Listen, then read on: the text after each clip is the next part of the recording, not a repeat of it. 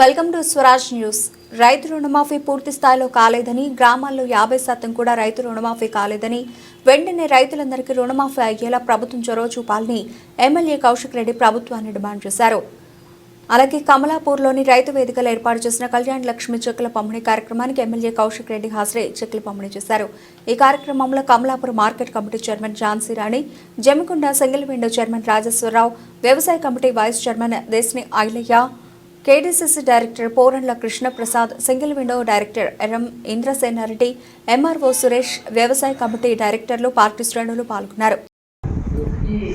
Kalyana Lakshmi Shaadi Mubarak CMR చెక్కుల పంపిణీకి ముఖ్య అతిథిగా విచ్చేసిన పాడి శాసనసభ్యులు పాడి కౌశిక్ రెడ్డి అన్న గారికి, మా వ్యవసాయ కమిటీ మెంబర్స్కి, చైర్మన్లకి, వేదికలు అలంకరించిన పెద్దలకు,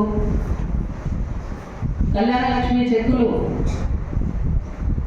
తీసుకోవాల్సిన లబ్ధిదారులకు, పాత్రికేయ మిత్రులకు అందరికీ నా యొక్క నమస్కారాలు.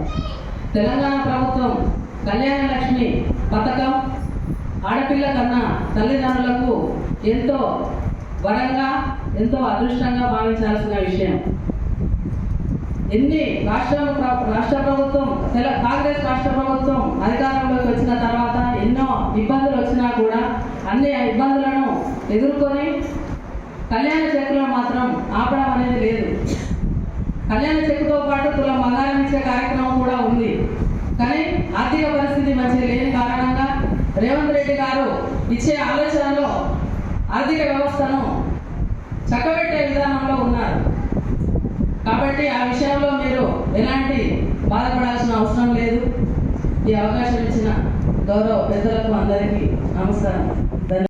పాలన లేదని చెప్పి మొత్తం కన్సల్స్ ఉంటే మనము చేస్తా ఉన్నాం పాలన.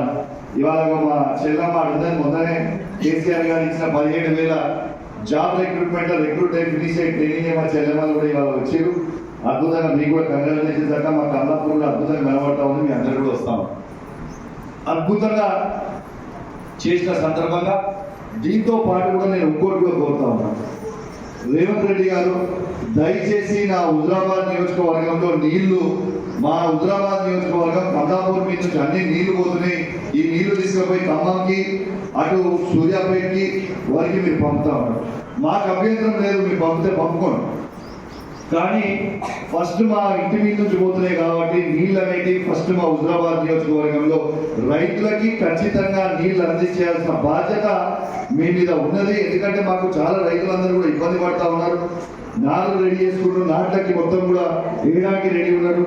ఇవాళ నీళ్లు కూడా దయచేసి అందరినీ కూడా ఫస్ట్ మీరు వెంటనే విడుదల చేయాలి. విడుదల చేయకపోతే రేపు ఖచ్చితంగా పోయి గేట్లు ఎత్తే పరిస్థితి తీసుకొని వచ్చే పరిస్థితి కాకుండా చూడండి అని నేను మీ అందరికీ కూడా విజ్ఞప్తి చేస్తాను. ఇంకొకటి నేను కొడతా ఉన్నా రేవంత్ రెడ్డి గారు పదే మీరు నేను 100% రుణమాఫీ చేసిన అని చెప్తా ఉన్నారు. ఇప్పుడు కమలాపూర్ మండలంలో నా హుజరాబాద్ నియోజకవర్గంలో మొత్తం 106 గ్రామ పంచాయతీలు ఉన్నాయి. ఏ ఒక్క గ్రామ పంచాయతీలో కూడా 100% రుణమాఫీ కాలేదు. 50% మాత్రమే అయింది. ఇంకొక 50% ఉన్నది. దయచేసి రైతుల పక్షాన నేను మిమ్మల్ని కోరుతా ఉన్నాను. ఖచ్చితంగా మిగిలిపోయిన రైతులకు కూడా ఖచ్చితంగా మీరు మాటిచ్చినట్టు మీరు ప్రతి దేవుడి మీద ఒట్టేసి మరి మాటించారు కాబట్టి ప్రతి రైతు 2 లక్షల రూపాయలు ఉన్న వారికి అందరికీ కూడా మీరు రుణమాఫీ చెయ్యాలని మిమ్మల్ని కమలాపూర్ వేదిక నుంచి రైతుల పక్షాన కూడా మీ అందరినీ మీరు డిమాండ్ చేస్తా ఉన్నాను. అదేవిధంగా రైతు భరోసా కూడా మీరు 15,000 రూపాయలు ఇస్తామని మాటిచ్చిండ్రు.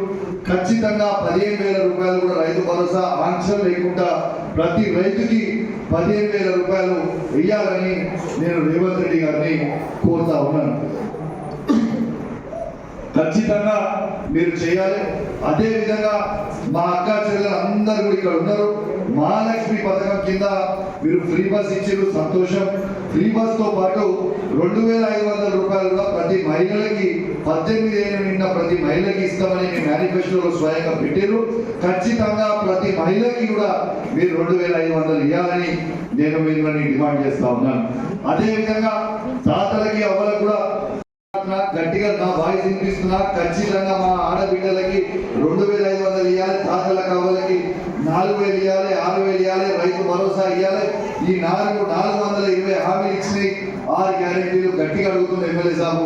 ఖచ్చితంగా ఈయన అరెస్ట్ చేసి లోపల పెట్టాలి, జైలు పెట్టాలి, ఇబ్బందులు పెట్టాలనే ప్రయత్నం చేస్తా ఉన్నాడు.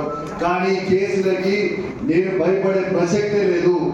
ఎన్ని కేసులు పెట్టినా, నన్ను జైల్లో పెట్టినా పర్వాలేదు. కానీ మీరు ఇచ్చిన 6 గ్యారెంటీలు ఇచ్చే వరకు ఖచ్చితంగా ప్రశ్నిస్తూనే ఉంటా, ప్రజల పక్షాన నిలబడి అడుగుతూనే ఉంటా. నేను జైలు పంపినా కూడా పర్వాలేదు, కానీ ప్రజల పక్షాన నిలబడి అడుగుతా అని చెప్పి కూడా ఈ సందర్భంగా మీ అందరు కూడా మాటిస్తూ, మరియు మీ అందరు కూడా ఖచ్చితంగా 1,116 రూపాయలతో పాటు మరి మా చైర్మన్ గారు, మరి మా ఐలన్న కూడా దయచేసి మాకు తులం బంగారం కూడా ఇప్పించాలి వీళ్ళందరికీ మీ అందరూ కూడా కోరుతా ఉన్నాను. ఎందుకంటే తులం బంగారం ఇప్పుడు మనకి 80,000 అంతే కదా. 80,000 రూపాయలు అయితే ఖచ్చితంగా రావాలండి.